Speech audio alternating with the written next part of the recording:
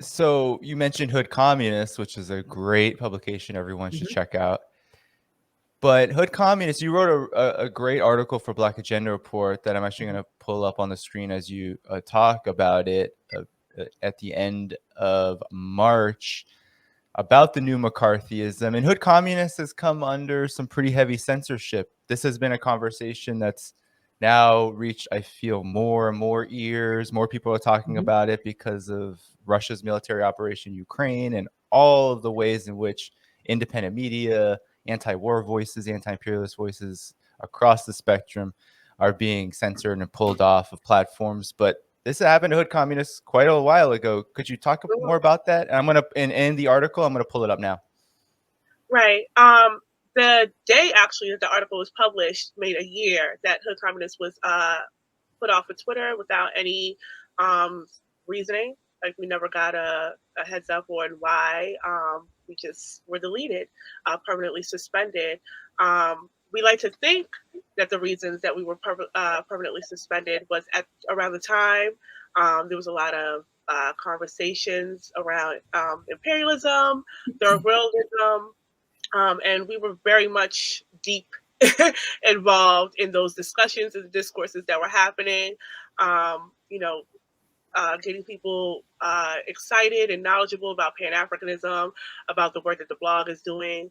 We were pushing consistently organize as a consistent message, which inadvertently caught some backlash on Twitter. So a lot of the reasons we never got an official reasoning, but a lot of it obviously had to do with our politics.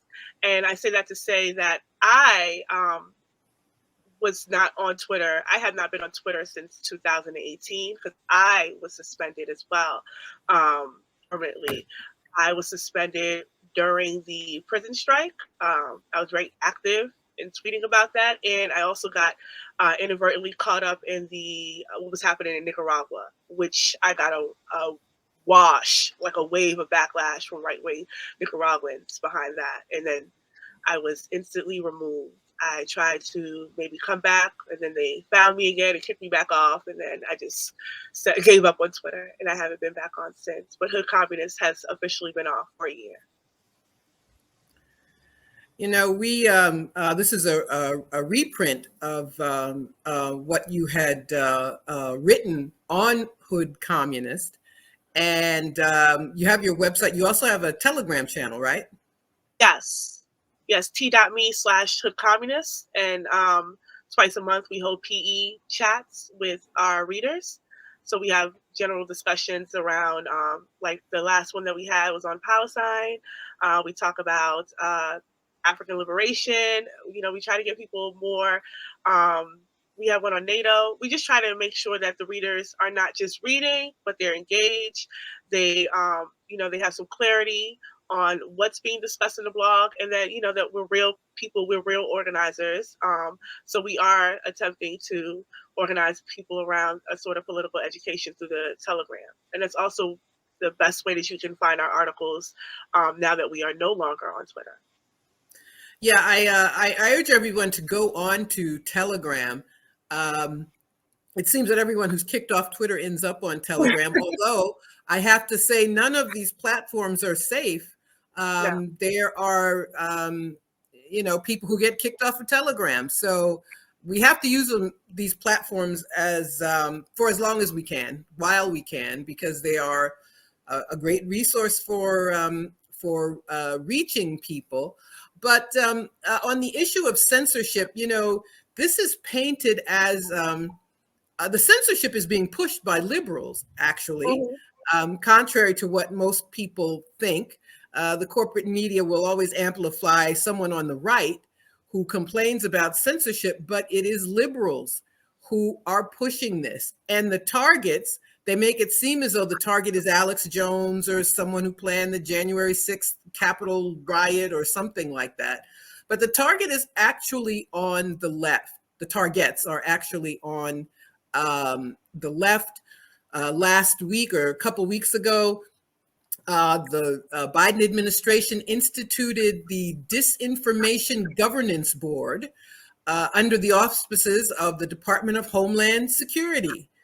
And we're told that they're going to fight against Russian disinformation.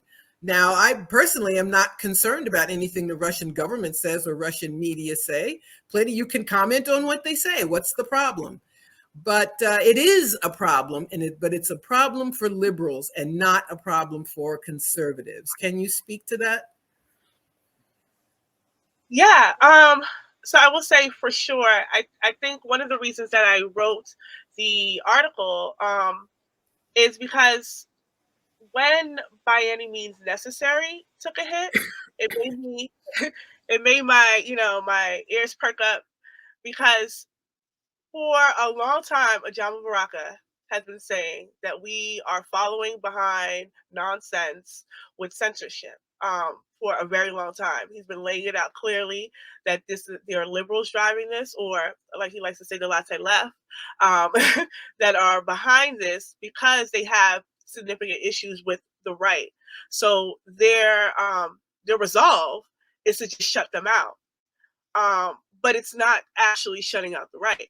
And what the By Any Means Necessary showed me is that months prior to that, there was a whole lot of hoopla about Joe Rogan and people wanting Joe Rogan off Spotify. And then everybody was, threatening to pull their things off of Spotify if Joe Rogan was on. And then obviously Joe Rogan is still on Spotify, but then By Any Means Necessary gets snatched.